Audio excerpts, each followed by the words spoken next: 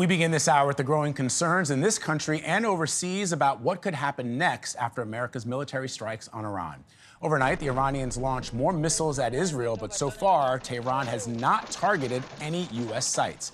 International observers confirmed the United States hit 3 nuclear facilities on Saturday, including Fordow, Iran's main location for enriching uranium. So far, the full extent of the damage is unclear. President Trump announced the attacks Saturday night, raising concerns that the United States could be drawn into an all-out war in the Middle East. Joining us now is an expert on U.S.-Iranian relations, Trita Parsi. He's also the executive vice president of the Quincy Institute for Responsible Statecraft. Trita, good to see you, sir. How are you?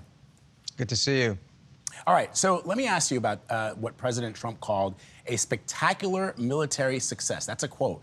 In the effort to stop the nuclear threat from Iran, the Vice President of the United States, J.D. Vance, he said that they set the Iranian nuclear program back substantially. So what does this mean to you for Iran's ability to get a nuclear weapon at this point? First of all, we actually do not know exactly the extent of the damage. But we do know that the crown jewel of the Iranian nuclear program, which is their stockpile of enriched uranium, was not there.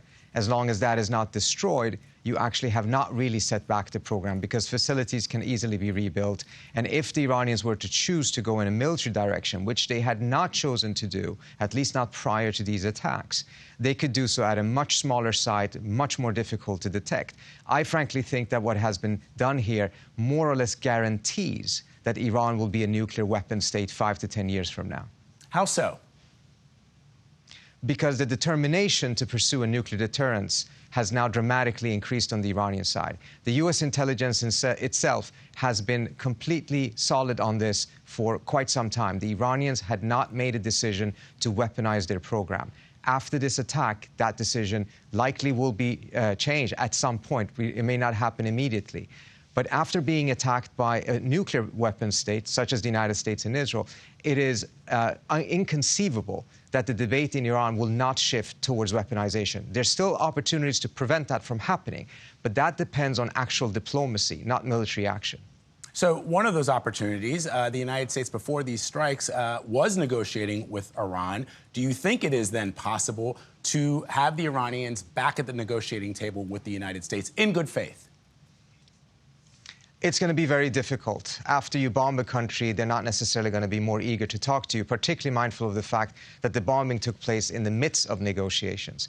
I think the key mistake that was committed here is that Trump actually originally had a very workable and realistic red line, which was no weaponization, meaning the Iranians could have a nuclear program, but it would be so restricted that it could not be weaponized. Halfway through the talks, Trump shifted the goalpost to no enrichment, which was the Israeli red line, meaning that the program had to be entirely eliminated. That's where we see the trajectory going from having been positive to a negative one, stalling the talks and then eventually leading to the Israelis starting this war.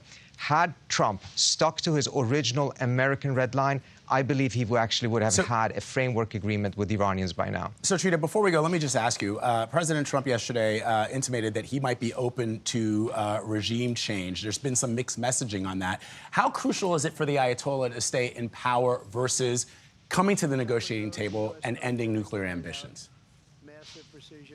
Well, first of all, they're not going to end nuclear ambitions in terms of giving up their entire program. I find that to be extremely unlikely, and pushing for that essentially ensures confrontation.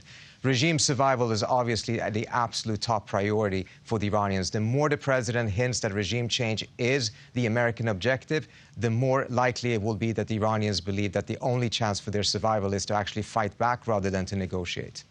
Trita Parsi with some analysis for us this morning. Thank you very much, sir. Appreciate it.